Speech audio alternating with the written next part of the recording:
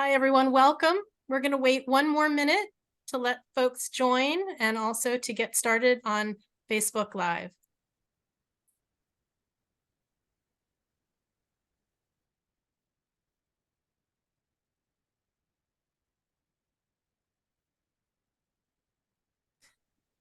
Welcome. We're so excited that you're here. Hello, everyone. My name is Deborah Vagins.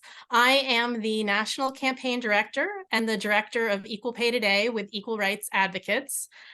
I'd like to start our webinar today by acknowledging the Indigenous peoples of all the lands that we are on today. While we meet today in a virtual platform, I would like to take a moment to acknowledge the importance of the lands which we each call home. I am joining our meeting today from Washington, D.C.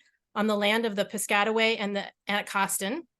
I want to thank our incredible speakers, who I'll be introducing in just a moment, and the amazing Equal Rights Advocates communications team, Em and Jess and Nupur, who are all producing and supporting this webinar behind the scenes.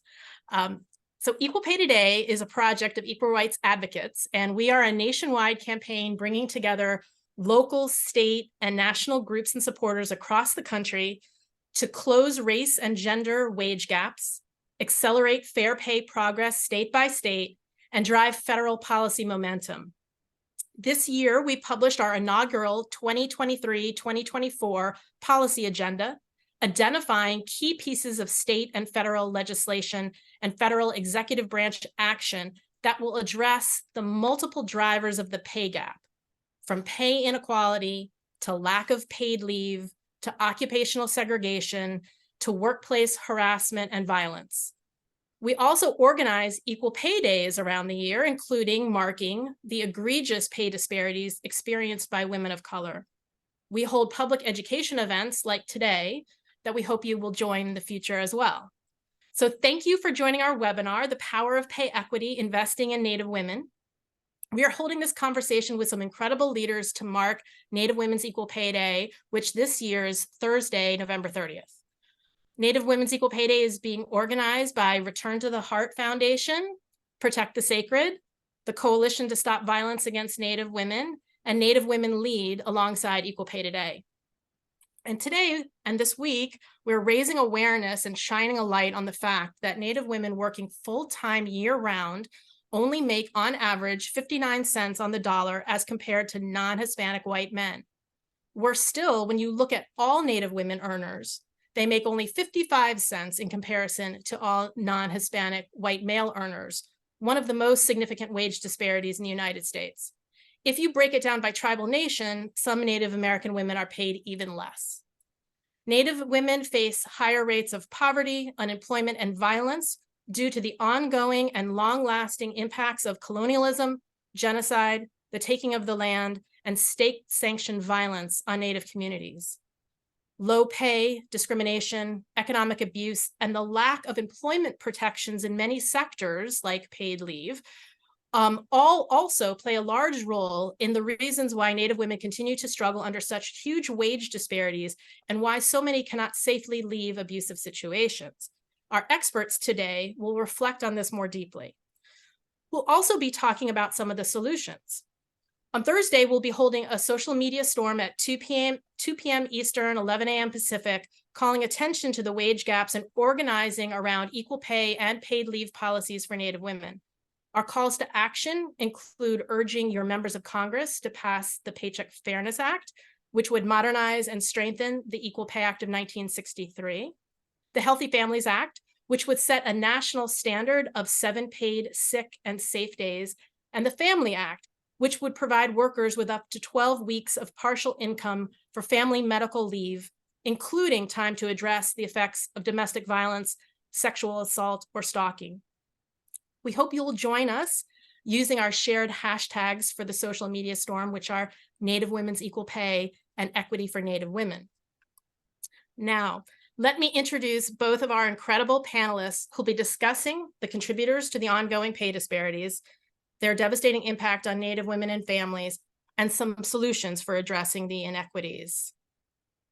So today we are joined by Gina Jackson, co-founder and co-CEO of Return to the Heart Foundation. Gina is Western Shoshone and Oglala Lakota. She is the co-CEO of the Return to the Heart Foundation, which she co-founded in 2020. Ms. Jackson's philanthropic experience includes Native Americans in philanthropy and working at the Casey Foundation, serving as an IPA at the Assistant Secretary's Office of the Interior before joining the Obama White House Community Solutions team during the last year of the administration. Ms. Jackson is a board member of the Women's Funding Network, and she has more than 20 years of experience encompassing state and tribal justice, collaboration, policy, and philanthropy. Excuse me. She is a connector, an igniter, an innovator, and an equity builder with a vision to bring healing. Allie Redhorse Young is the director and co-founder of Protect the Sacred. Allie Redhorse Young is a citizen of the Navajo Nation. She founded Protect the Sacred, a program of culture change, the culture change organization Harness, which focuses on educating and empowering the next generation of Native American leaders and allies. Through all of her work, Allie makes certain Native voices are centered. So welcome to you both. I am thrilled for you to join us. Let's dive in. First, I'm hoping that each of you will tell us a little bit more about your organizations. It's incredible the work that you founded, that you lead. So I'd love to hear more about that. And then also launch into my first question, which I'll give you now after that. So one is, the first question I wanted to talk about, I set the stage about some of these disturbing disparities. And I'd love to get your reflections on how did we get to the place where we have such disturbing and devastating disparities for Native women's pay. So let me turn over to Gina first. I'm Gina Jackson. I'm so happy to be here today to lift up and shine a spotlight on the issue of the disparities for Native women's equal pay. I'm with the Return to the Heart Foundation, which I co-founded, and it is all about empowering and resourcing Indigenous women who are bringing holistic health and healing to their communities and beyond. And through this work, we envision cultivating a world where Indigenous women and girls are protected, valued, and supported, and where Mother Earth thrives for future generations. And so, in support of that vision, we as an intermediary raise funding and give funding out. So one of our portfolios is Traditional Helpers and Healers, which we microgrant to grassroots organizations and individual Native women who are doing amazing projects all across the nation. Folks who would normally or typically be left out of philanthropic funding. So it's really important that we are able to support these folks who are just doing such amazing work. Now, how did we get here? Oh, that's a great question. Some of the things that I often hear around describing Native people are, vulnerable populations, or we are marginalized populations. There's nothing about Native people that makes us vulnerable. We did not just get to the place where we have horrific statistics in health, in income, in just all of the myriad ways that we have been set aside. We were targeted. We are not vulnerable. We were targeted for our land and resources, and that is why we are in the situation that we are in today. So when you look back and how our country was being formed, and even the beginnings of democracy and of our government, when the colonists and the settlers first came to this country, and they were learning about the Native people here. Actually, there was a lot of taking of the land and pushing people out. But there was also some folks who wanted to have relationship and to learn as well. And one of the things that really was a foundation and inspiration for the U.S. democracy we have today was inspired by the Haudenosaunee people, the people of the Longhouse Nation, or what some people have called the Iroquois Confederacy. But that's what the colonists call the people. That's not what the people call themselves. But, when they were looking at this type of political structure one of the things that was very different than the way the colonists approached things was women.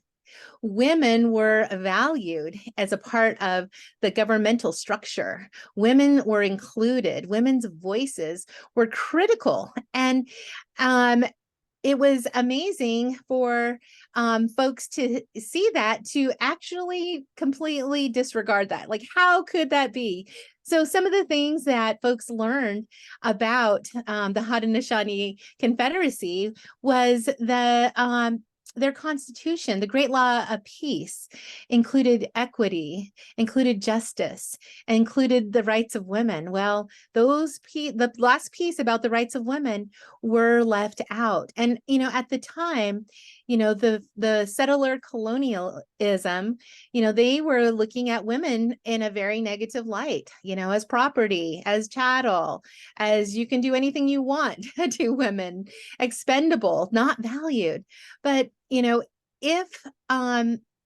if the settlers are at that time, or what you can say evolved into founding fathers, would have embraced that, we would not be here in the situation that we are in today, fighting for equality, and so inclusion is definitely one of the solutions and visions that we have as an organization. But just really, I think, as here we are as American people today, those are the values that we say we believe in. And while we were not included at the very front, those are the values that we need to walk out today.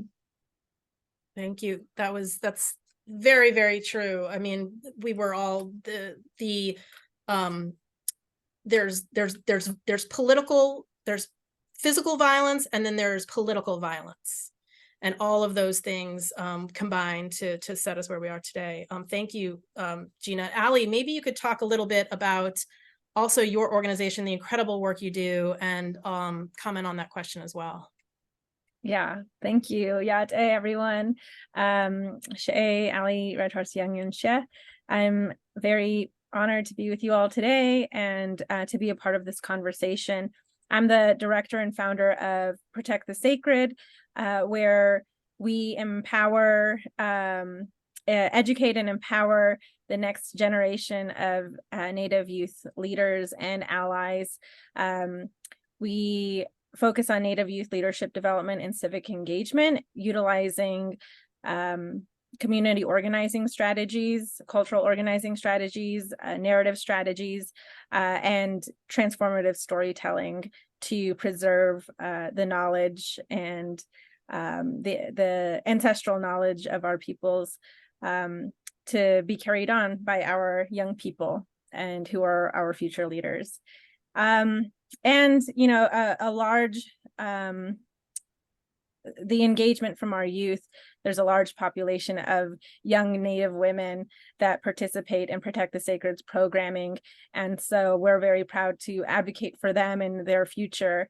And just commenting on this question, and adding to Gina's points about the influence of colonization and really Christianity and a patriarchal influence, that is the reason Native women are not valued like we were historically in our tribes, in our cultures, and that has trickled down even into our specific communities, our specific tribes. And so I come from the Navajo tribe, and I know that we are one of the tribes that Deb mentioned, that has a larger pay gap. And the reason for that, I believe, is because of this influence. When you look at my nation and you come on to the Navajo reservation, you find that a lot of the tribal leaders and the tribal offices are held by Navajo men. And it hasn't been until recently that we've had Navajo women come into those leadership roles. And this is the first time actually this this year, and this new administration that has come in to the Navajo government, it's the first time that there's been about half of the tribal council Native women, and that's the result of colonization. And also, when you think about Native women, we're often, the caretakers of our families. And so we often opt to stay closer to home and closer to our tribal nations, where there just aren't any opportunities in the workforce. And so there needs to be, I think we need to pay attention to that. We need to think about ways to build the workforce within our own communities, and so that our women have opportunities to find work at home. And then also, you look at, for example, the trading posts that exist in Navajo Nation, other tribes as well, where there's white men are selling Native arts and crafts, our rugs that are woven by hand by our Native women, that are purchased from them at a much lower price, and then those rugs are then turned around and sold for millions of dollars. So, I think it's very unfortunate to know the talents and the skills of our Native women, and it's undervalued, it's overlooked, and I think that's the problem. We need to, we're still in Native American Heritage Month, the month where we're learning about the ancestral peoples of this land, and the history is very important because the intergenerational trauma that our people have faced has resulted in these disparities that exist today. Thank you so much for that. I only, at the beginning, when I was trying to do a little bit of table setting, I listed a few things that are contributors to the wage gap. But just from what you both said and what you just said there, Allie, it's much more complicated than what I could say in a few sentences. The things that factor into the wage gap for different communities are different, and based on their history, their intergenerational trauma, the different types of violence experienced by patriarchal culture. And so really grateful for you for talking about the other things that can contribute to the wage gap. And we know that the solutions, then there's not just one solution, right? There needs to be lots of different types of solutions in order to get at the intersectional discrimination that's going on. So thank you for that. And I hope you'll indulge me for just a second, since we're doing really good on time. But part of you both talked about your organizations, and I was just wondering if you could elaborate a little bit more, because you're both co-founders of your organizations, and you're so inspiring. I was wondering if you could talk just a little more about what inspired you all to co-found your organization, to actually start something from scratch. I'll jump in. So when we were looking at creating a foundation by Native women for Native women and girls, we couldn't find any out there. And that was one of the reasons why we even did it. We could not find any Native women funds. Now, there are organizations who have a portfolio that may be focused on Native women, very few, probably can count them on one hand. But there were no foundations that were exclusively for the support of Native women. And so that's why we exist. It was a dream to fill a hole, a gaping hole. I wish there were 100 foundations to support Native women. I mean, there are hundreds of foundations in the world that support women, but not Native women. And so that's why it's so critical for us to do this work. Is we are creating funding that is specific to Native women, and Native people in general are underfunded. So if you look at our populations being, about close to 3 million, and then of philanthropic funding, less than 0.5% goes to tribal communities. Now, how much does that go to Native women and girls? about half of that. So about a little more than 1/4%. And so that means that we are underfunded. And again, it goes back to valuing, what you put your money where your mouth is, right? Whatever you value. And often we've been invisibilized through like data, genocide left out of so many different types of reports, and not even acknowledged. And so because of that, lifting up, the presence, the voices, the leadership of Native women is so critical to what we do. Because if we're not seen, we're not going to be heard. Allie. So actually Protect the Sacred was founded in March of 2020 when I moved home from Los Angeles, and my nation was being hit really hard, and the Navajo Nation had become the #1 hotspot per capita in the country with COVID, in terms of COVID numbers. And there was not a lot of organizing around the mutual aid that was popping up, and I knew that people wanted to help our nation, and I had connections to outside networks that wanted to come in and help. And so that's how Protect the Sacred was founded, because I was communicating to our youth that what we needed to be doing was staying home, reconnecting, using that time, taking advantage of that time to reconnect with our elders, the language, our culture, and protect our families, at home. And in doing that, we're protecting the knowledge of our ancestors. We're protecting our elders who hold that knowledge. And by doing that, we're ensuring, the preservation of that knowledge for our future generations. And so that's why, it was a need that I was fulfilling. And I didn't think I was founding anything. I was just using this hashtag Protect the Sacred, and it kind of just, I guess it spoke to our youth and it spoke to our community, and it grew into something. I've always been passionate about advocating for Native youth and building a space for them to empower them to be leaders. And so, because I wish there were more programs when I was younger that connected me to incredible Native leaders across the country. And so I decided to build that and create those opportunities for our youth. But yeah, and then also, prior to Protect the Sacred, so we're housed at an organization called Harness, which was founded by America Ferrera, Wilmar Valderrama, and Ryan Pierce Williams. And my job before Protect the Sacred, I was actually the administrative manager.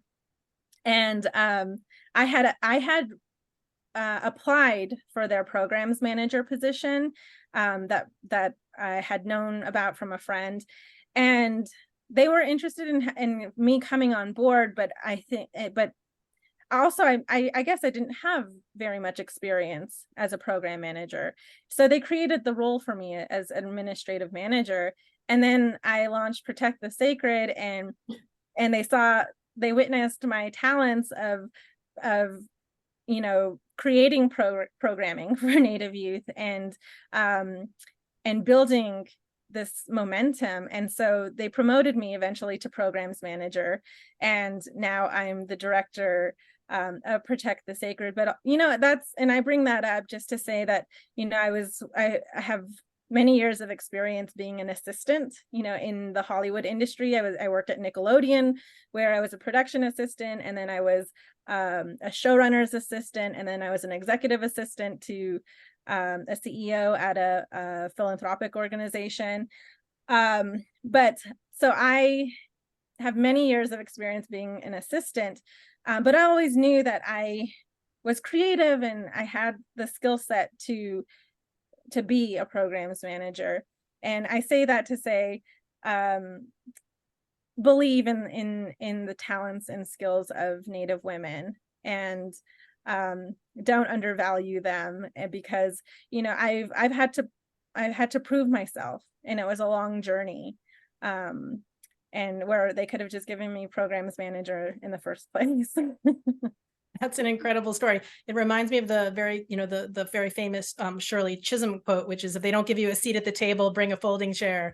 So good on you. And also the idea that you both founded these organizations when the world was undergoing tragedies, when most people were just trying to manage and keep families safe, to be able to have the inner fortitude to be able to do something like what you're doing at that time is really, really inspiring.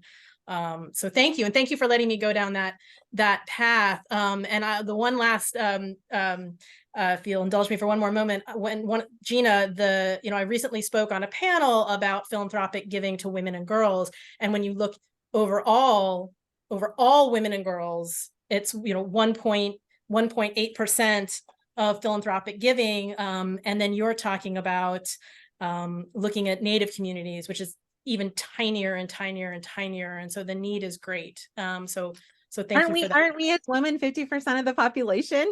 Right. I mean, 50% philanthropic giving. It's so small. Okay. Well, I love setting that groundwork for what we're going to talk about next.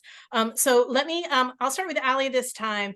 So we've talked about what your organizations do and the incredible work. We've talked about a little bit about how we've gotten here. I know we can't do it justice in this short webinar, but what are some of the things?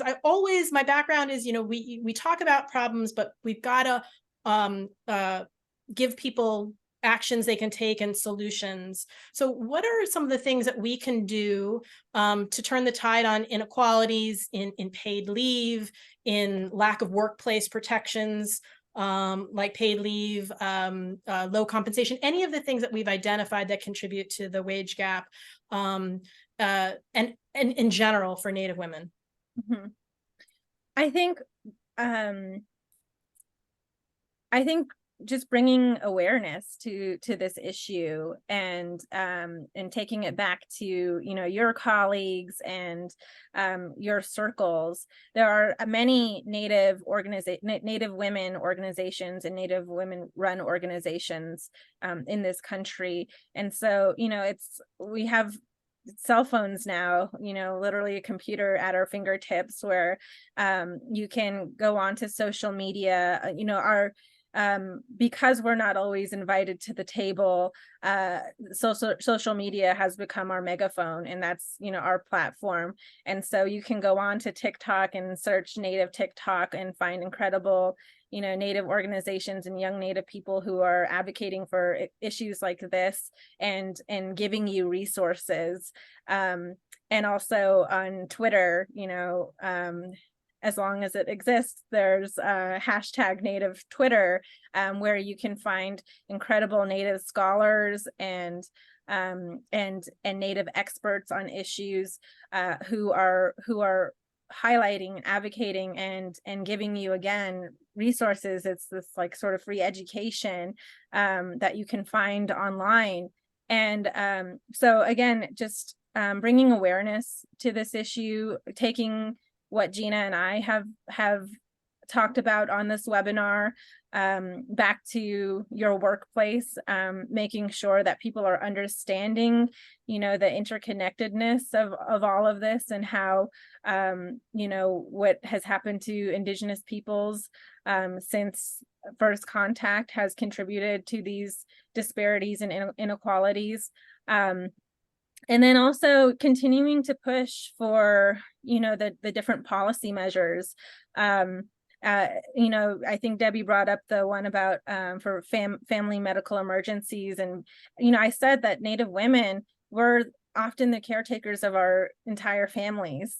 And we need that, paid time off to be there for our families who depend on us. And so those are different policies that are very important to this issue. And then I've said this multiple times that we have the solutions. You know, I'm often asked, you know, how can we help, you know, on different issues. I do a lot of work around advocating for Native American voting rights. And I'm often asked, like, well, what are the like solutions and what can we do to help? And I say, well, we live with these barriers every single day. We have the solutions. Like, just come to our communities and listen to us, especially our Native women, and believe in us. Thank you. That's very true. And a lot of people in privileged positions take paid leave for granted.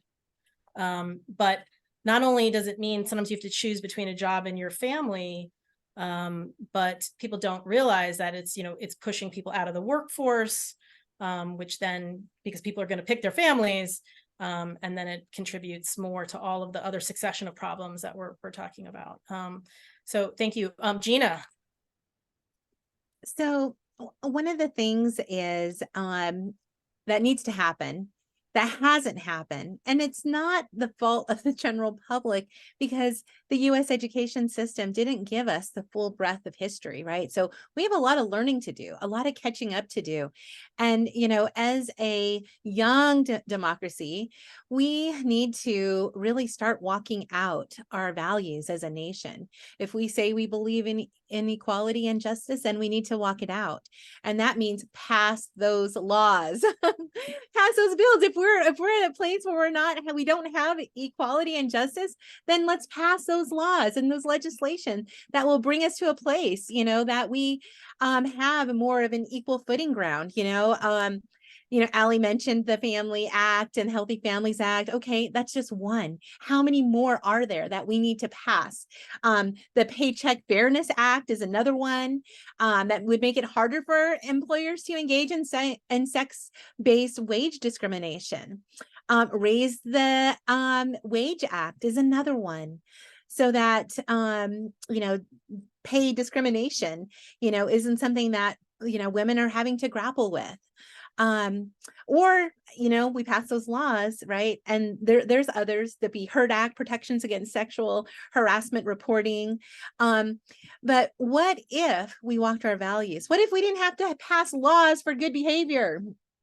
What if we as a country, as a nation, as business owners, as organizations, walk out our values as an American people, and we believe in equality and justice, and we make decisions based on those values?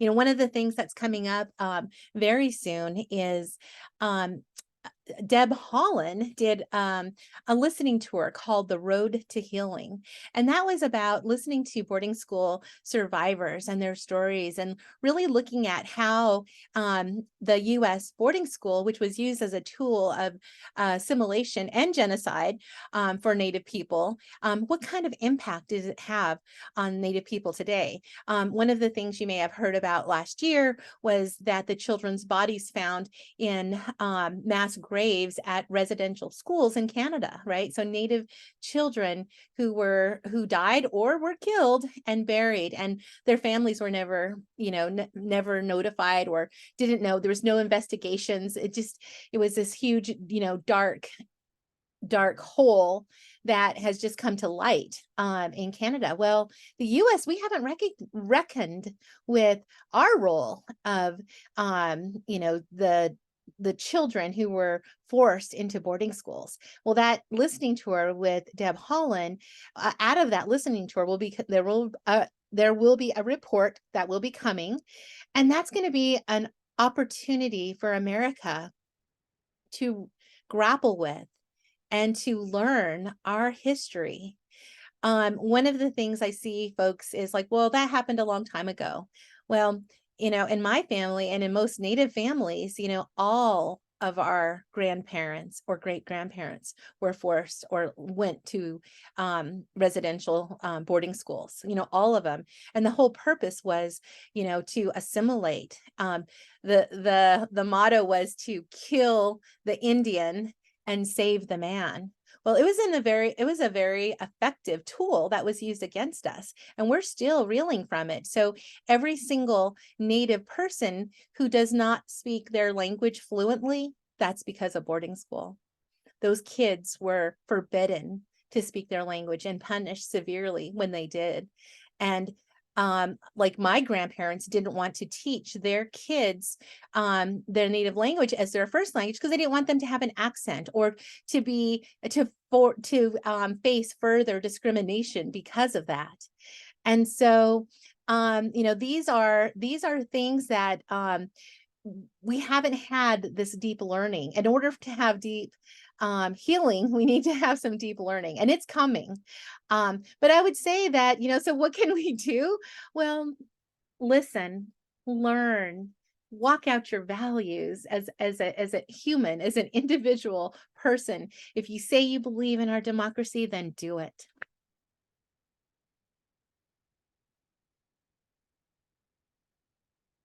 Sorry about that. Thank you so much for highlighting that.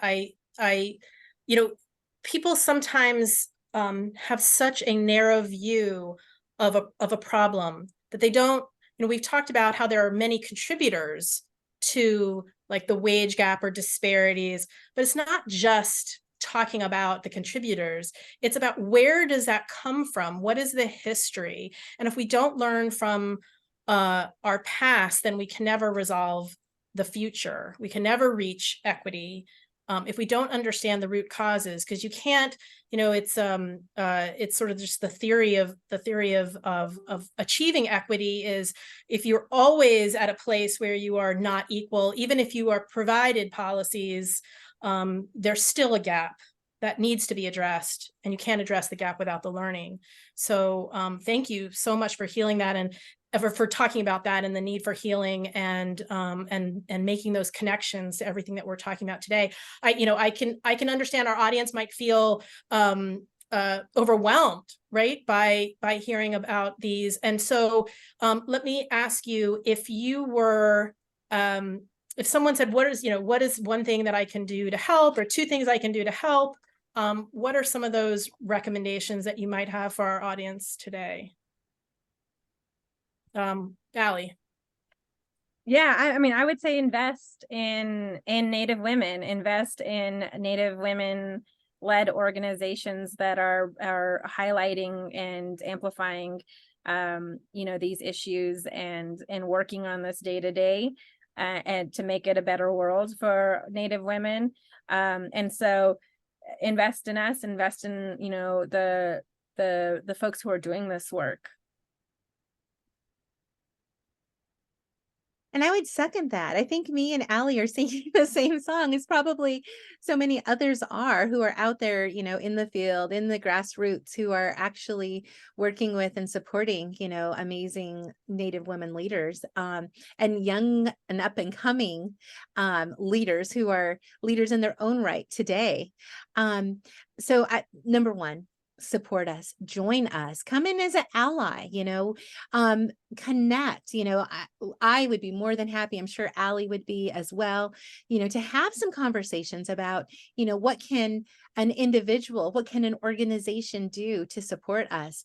We already talked about disparities. So yes, support, with your putting your money where your mouth is one, but also two, the connection, and having a relationship with someone who is able to be the voice when we're not around, and to, assess situations and say, oh, we need to have a Native voice here. We need to have Native women voice, not just one, right? One could be token, but really, truly including Native women. I would also say some self-reflection would really be amazing, for folks who are coming in and really want to do something, look at where you are in your circle.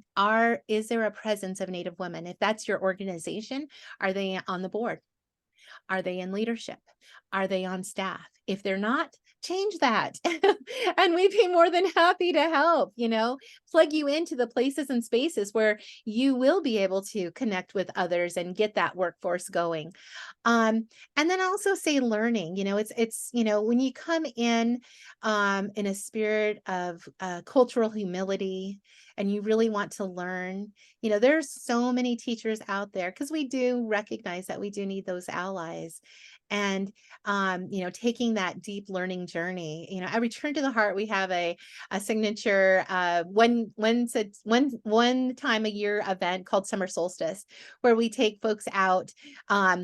So it's like a variety of folks. It's like funders, it's like advocates and activists, and also our traditional helpers and healer grantees. We all come together in a place to do deep learning. And it's even the Native women from all tribes, across the nation. It's learning on all kinds of levels. And it's amazing time. So Summer Solstice is in June. And if folks are out there and they are thinking like, what can I do? Come to Summer Solstice. We'd love to have you. You can learn more, stay connected by going to our website at www.returntoheart.org and just sign up for our newsletter. So you'll be getting announcements, or follow us on social media, and you can just stay connected. But I'd be happy to have conversations with anyone who really wants to become a true ally and is wondering what they can do.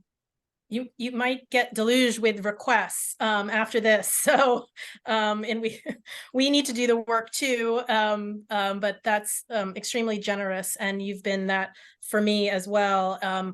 We can't do the work that we need to do unless we're in allyship together, and so I'm grateful for this. I'm grateful for all of the partners that we have as we go through the year, and we're talking with different communities and trying to mobilize folks outside of those communities to affect change to better equal pay for everyone, and compensation issues and leave issues and all of those. So we really have a theory of change, which is we need to be working deep in community, but in order to pass pieces of federal legislation, we need those allies. And then there's the external work of new policies, but the internal work of looking at ourselves and our own organizations. And so thank you for flagging all those. I think also, we've got just a couple more minutes.